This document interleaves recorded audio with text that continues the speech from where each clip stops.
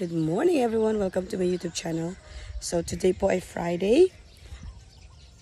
Maaga akong nagising para mag-harvest kasi nga it's very hot.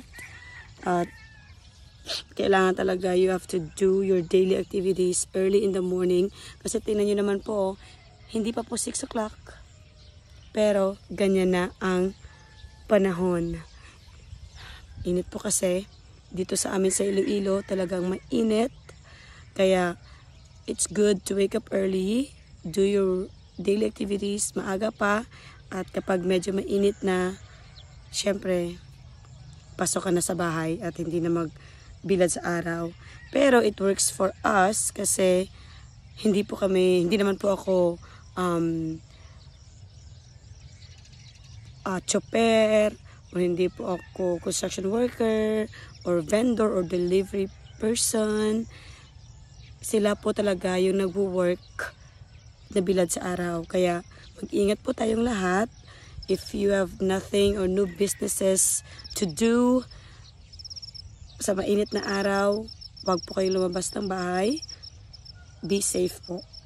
At mag-drink a lot of water at mag-eat ng healthy. Just like what I'm doing right now. Oh, just harvested sitaw. Bebenta ko ito mamaya. Hindi po siya maganda. Bibenta ko mamaya para tayo po ay healthy. Wala na ba dito? Ito. Ito yung munggo. Marami na rin siyang hinog na dapat i-harvest. Pero dapat po mag-harvest morning time para hindi po mainit at afternoon time. So ngayon, hindi ko pa alam kung ano akong gagawin. But my first order of business is mag-harvest ng sitaw. So far, ang na-harvest ko lamang po ay sitaw, string beans. Tatlo pong variety, tatlo pong color ng aming sitaw. Ito yung medyo clear. At ito naman, light yung color. Ito naman yung dark. Meron din kaming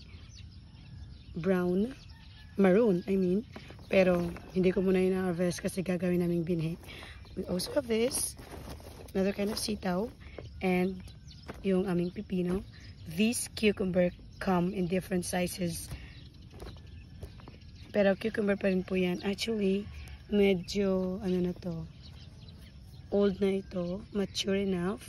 Pero gagawin ko lamang na shake mamaya kasi sa init ng panahon ba naman, we need something refreshing to drink at healthy and refreshing. So pipino is perfect for that.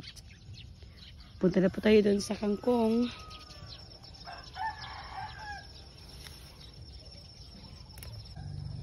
Time check, it's 6:23, pero look at that.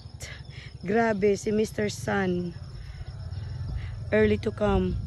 So, everyone, let's stay healthy. Let's stay hydrated. We know na maraming tubig. Kumain ng healthy. Bumili po kayo sa akin ng mga gulay para you have something healthy to cook and eat. One of them is okra. Grabe yung benefits ng okra. It aids your digestion. It has folic acid, rich in folic acid content, na good for pregnant women and lactating moms. Good po ito sa ating digestion. And fiber. It has fiber. Maraming miracle yung okra. Sabi nga nila, if hindi ka mag-pregnant, eat okra. I don't know, hindi ko po siya tested kasi hindi po ako married. Pero sabi nila, yun lamang ay sabi-sabi lang. I have not read any scientific studies on that. Pero bili po kayo ng okra. It's really good. Lagay nyo lang sa inyong mga sinaing. And then, after that,